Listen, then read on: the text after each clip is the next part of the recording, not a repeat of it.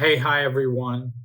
My name is Jerry Wise, and for over 45 years, I've been helping people heal through self-differentiation to get their family dysfunction out of them and become the true selves they were never allowed to be. In this video, I'm going to talk about 3 issues that you've probably struggled with your entire life if your parent is a narcissist or is dysfunctional, toxic, neglectful, emotionally immature, or any of the other labels on the spectrum. That oftentimes different problems do cause different effects, but often the problems as to why they're there in the first place have to do with deeper dynamics and deeper emotional dynamics, even underneath the problems. And there are 3 problems that usually result as the effect of growing up in a narcissistic home. Working with thousands of clients over the years, I often see 3 common struggles in people with difficult family histories. And I call them the 3 R's. 1 R stands for recycling. We tend to recycle the same issues over and over and over again. In other words, let's say you've had a problem growing up in a dysfunctional family and you were programmed with a lot of systems feeling shame. That was a part of the system to keep you functioning in a certain way. You then absorbed this shame, and that became your pseudo self or who you thought you were. And so we then recycle this shame growing up as we become an adult, later as we become an adult in relationships. But we just keep recycling the same issues over and over. They're just newer problems or newer relationships. And so our paradigm doesn't change much from when we grew up with our family. Oftentimes people will believe they have changed so much from their family of origin. In other words, okay, well, my parents were heavily hyper-religious. So then they grow up and they decide they're not going to be religious at all. And so they are going to demonstrate that through, I'm not going to be a part of the church, or I'm not going to believe in God. See how different I am from my family of origin? And my view of it is, no, you're still recycling the same problem. You're just, but the symptoms are different, but it's still the same core problem. Because now it's important to you to be anti-religious versus heavily hyper-religious. Well, anti-religious and hyper-religious are not that far apart. They still have the same paradigm and the same dynamics. They just are demonstrated in a different way. So often we don't change our real paradigm and our real way of thinking, our real emotional life within us, and we just keep recycling the problems. I don't seem to get better. I do learn more. I maybe gain more data, gain more knowledge, which is not bad. Data and knowledge is not bad, but it's not the same thing as becoming whole. Second of all, the second R is for reactivity. We end up being triggered into high reactivity. I've talked to some people who say, oh, well, I'm not reactive. I stay pretty calm most of the time. And so they would say, so when I was growing up, I would stay calm. There would start to be arguing and frustrating going on. And so I just got up and withdrew, and the family never heard from me. That's reactivity going on inside of you. You must withdraw because of the reactivity in that lower brain and what's going on inside your body. You're having this reactivity, but you're not aware of it. But you can either withdraw or you can become embroiled or enmeshed. But actually, both of them are too much closeness. In other words, being anti something is not the same as being neutral. I'm still pushing against something I don't like or don't want to have. There are reasons how that can be helpful. I'm not against that, but we don't realize how much reactivity there has been in our older generations in the past and in our current family of origin and in ourselves. where most people are not aware of how much reactivity they have and how much anxiety they have as well. Thirdly, the third R is relationships, and that's relationships just aren't working. They're a problem. Maybe I've been married twice, three times, just can't find the right person. I've dated different people. I just can't find the person that I can live with or be with. Or maybe the relationships you've been in have been manipulative or abusive, and so relationships just don't seem to work like you'd like them to work. And for many people, their family of origin relationships don't work very well, and their own romantic and friendship relationships don't work very well either. And so relationships always end up being a big problem. And I found that so many of the people I've worked with over these 45 years just did not have a good map. And that's what self-differentiation and family systems thinking will give you a much, much better map and how you deal with all three of these: recycling, reactivity, and relationships that are dysfunctional. Let's go a little deeper into each one. Number one, recycling the same issues over decades. If you grew up in a narcissistic or dysfunctional family, the same emotional struggles and dysfunctional habits tend to follow you throughout life, regardless of how much your circumstances change, until you believe that it's your true self. These unresolved patterns in childhood become integrated and ingrained and show up in every area of life, whether with family or in relationships or even when you're alone. How you treat yourself will find repeating those patterns over and over. How we treat relationships will find a pattern treating them over and over. How we relate to family of origin, again, the problems just continue to recycle. We don't move forward, we just keep staying in a circle. Now, we might have a little bit of improvement, and I'm not saying we don't, as we grow and age or mature, but we still tend to do this and kind of go in circles, or what I also call the pendulum. We'll go over here and be way over here and feel very enmeshed. And then over here, we're cutting everybody off because of the enmeshment. So both sides are because of enmeshment. Adults from dysfunctional families, this recycling of emotional challenges often includes carrying old emotional burdens, feeling responsible for others' emotional well-being, a role you learned as a child. And number two, reenacting childhood roles, whether as the peacemaker, the scapegoat, or the perfect child. You may continue playing these roles in adult relationships without even realizing it, because it's just a part of your normalcy. So you may not even see it.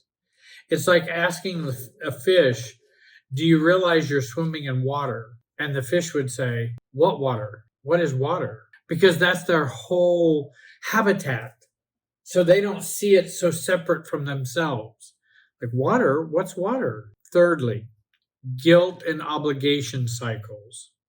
Setting boundaries may feel like a betrayal to the family or to the family member or even to a husband or a wife or children. Or setting boundaries may feel like a betrayal, causing guilt to pull you back into unhealthy dynamics, making emotional independence very difficult to achieve. So that's a very common problem we have in the recycling of problems. Shame-based thinking messages like I'm not good enough or I have to be perfect to be loved often become ingrained, shaping your self-view and choices in relationships. And that's number four. Number five is setting boundaries too late or not at all. Growing up without healthy boundaries can leave you unsure as to when or how to set them, leading to delayed action or avoidance altogether. And so then when we have trouble setting boundaries, we don't set them in time, or we may not set them at all. that's a recycling problem that can go throughout your whole life. It not only affected you when you were 16, but now at 46, age 46, you may have difficulty still setting boundaries. And when we feel like we haven't grown up or we're still doing those same old problems again, that's what I mean by recycling. We're just recycling the same problems over and over and over again. Secondly, I want to talk about the R of reactivity, being triggered into reactivity. Reactivity occurs when an emotional trigger prompts you to respond automatically without thought, often escalating tension or leaving you feeling worse. These automatic reactions are often survival strategies learned in childhood when quick responses were necessary to manage unpredictable or unsafe situations. As human beings, we have within us a side of us that is the fight or flight part of us where we are triggered in that way. We need to know if the dinosaur is coming our way and there's something, or the lion or the tiger or whatever. We need to be alerted in that. Well, I don't live with too many tigers or dinosaurs around me these days, but I still have that old mechanism that is still triggering, and it can trigger for in relationships as well. So for adults from narcissistic or dysfunctional families, reactivity can take different forms. Intense or chronic emotions like guilt, shame, anxiety, or abandonment can become deeply familiar, even if they no longer serve you, or even if they no longer fit in the situation. For example, you marry someone and you guys are in love, things are going well, and let's say I'll use a female, but it could be a male. It doesn't matter whose the example is. But let's say the female's off to work and the husband's at home, and she's coming home late, but he's not aware of that. He doesn't know why she's coming home late. He just realizes she's not here. I wonder what's wrong. That may trigger some abandonment and anxiety within us. And now we become more reactive. Now she comes in and comes through the door, and all of a sudden I've got an attitude. I haven't even heard why she didn't come home on time. There may be a very good reason why she didn't come home on time. This was not her MO, but I've already become triggered, already become reactive, and now I'm coming into the interaction with her with all of that. And that's where we just keep being reactive over and over and over throughout our life. Anger outbursts, emotional shutdowns, or defensiveness are also a part of this recycling of reactivity and being triggered. These protective responses were likely learned to manage overwhelming emotions or relational stress. And again, they were early on there to help us manage ourselves. But now these become in the way of what we're doing. If I'm having an angry outburst because the cake that was made was chocolate and I wanted a vanilla cake, now we have an out of control emotional reactivity and being triggered over a cake. And we don't need that. There's no lion going to jump out and bite you. We could just say, oh, well, I thought we were going to have vanilla cake. I was looking forward to that, but we're going to have chocolate. I don't like it as much, but I'll eat just a little bit. But instead we have angry outbursts or emotional shutdowns because of our reactivity that's overwhelming us. Also, we can be over apologizing or people pleasing as a part of how this reactivity occurs. To avoid conflict or rejection, you might react quickly, appeasing others, even at the expense of your own needs. And again, I might become immediately more compliant because I want to please you. But that need that comes up or desire to become compliant is a part of your overreactivity inside you. And it's going to lead you in a bad direction. Emotional flashbacks. Certain words or situations can emotionally transport you back to childhood, triggering a fight or flight response, even though you are safe in the present moment. And again, when we become reactive, and I think trauma can do this, certainly causes this as well, but then we want to reduce our reactivity in the family of origin and our relationship emotional field and dynamic, which will help reduce the trauma triggering that happens as well. We're not firing with two guns, we'll then just be firing with one. That's going to feel a lot better than if you're firing with, oh, this is my childhood past, and this triggers my trauma, and now we got two things going on here, and it becomes more difficult to manage. Over identifying with others' emotions is a means of being and acting out reactivity. Feeling responsible for managing how others feel can leave you overwhelmed with guilt and shame and anxiety when they're unhappy. So now we have this reactivity, and that's one of our reactive things that can happen. I want to jump in there and make it okay for you. I want to jump in there to manage how you're feeling, that you won't feel hurt, you won't feel upset. We take over for other people's roles and what they should be doing for themselves. And that comes out of our reactivity. The third R is relationships, and that relationships just aren't working. Many adults from narcissistic or dysfunctional families struggle with relationships. Dysfunctional family systems normalize emotional chaos, emotional manipulation, emotional control, making it difficult to form healthy, fulfilling connections. As a result, adult relationships may feel one-sided, draining, or toxic, leaving you stuck, resentful, or disconnected. So how does this struggle show up in several ways? The problems with the relationships. And again, these relationship problems just keep continuing. Attracting emotionally unavailable partners. Without realizing it, you may be drawn to partners who feel familiar, replicating the emotional distance, control, or neglect you experienced growing up. They feel like an old pair of jeans that just feel just right.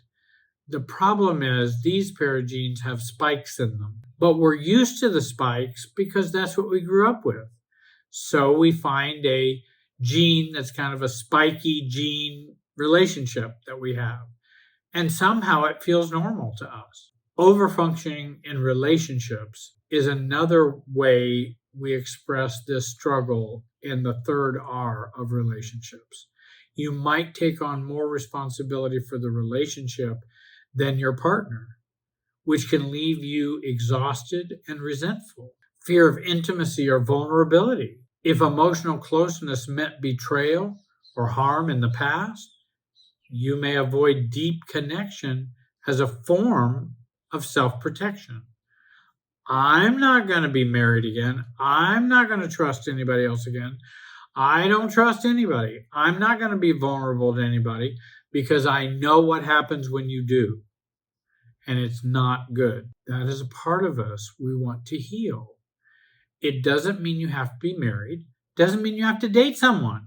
Doesn't mean you have to do any of that. We're talking about healing a part of us that's not whole. It's not setting the relationship you have to be normal. People can resolve their intimacy and vulnerability issues and remain single but we still want to resolve those. Some of the most intimate people I know are single, and they can be vulnerable and very comfortable with you, and it's not like, okay, they can't do relationships. Oh, they can.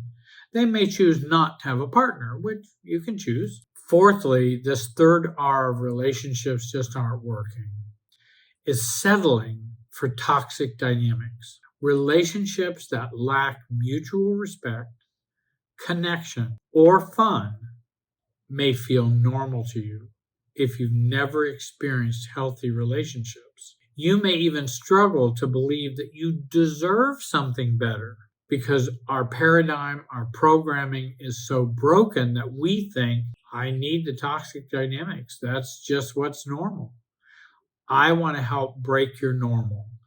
I want to help break your malignant normalcy. And I think not because I want to break you, because I want you to be free, to be able to see things in a healthy way. And again, I think you can look for a relationship, again, a toxic dynamic, maybe someone who's just way too much into the drama. And so drama has been something you were used to growing up. Funny, oddly enough, I find someone who ends up being just as dramatic as my family of origin. Because within me, that's what I saw as normal and acceptable and feels right, though right in quotes. The root of many of these lifelong struggles, whether emotional challenges, reactivity, or unhealthy relationships, stems from a lack of self-differentiation. Self-differentiation is the process of learning to separate your sense of self from the emotional entanglements of your family system and becoming the authentic person you were always meant to be, regardless of how others behave or whether they approve. Some key tips would be your core problems are not located near the pain, or your core problems are not located near the symptom. Oftentimes, we have been taught to deal with our problems to try to deal with symptoms, but we don't widen our view to see in a family systems way, this may be a problem. The symptom is over here, the core problems over here, and the solutions over here. But if we only look at this, we'll never find this. And that's what I think family systems thinking and self-differentiation can help you find where the core problem is. Secondly, get your family out of you. Work on getting your family out of you. I advise people to do that so they can be themselves. Again, there's a free training down there. It's mentioned in the description. Click on it, make an appointment, and watch that programming. It's totally free. Focus on building the differentiated self you were never allowed to be. Build a solid sense of self that is not impacted by the dysfunction around you. To the greater degree that we can do that, the more peace, vision, direction, and health we're going to have as adults. So, do I become a solid self perfectly by the time I die? I'm not a perfect solid self, and I'm fairly older than probably most of you listening. And that I'm still working on it, but I don't even recognize myself from, 30, 40 years ago. I don't even recognize that Jerry anymore. And I'm glad, not because he was a bad person, but he was just so lost, so confused. I didn't have a map that told me where to go or do anything. And it was quite frustrating. And now things feel much more clear, much more calm, much more directed, and much more self-compassion and self-love for me, which I really didn't have. You can start your self-differentiation process now. Join the free training below. I want to thank you for watching today. I hope you'll subscribe, comment, and like this video. Have a great day and be wise.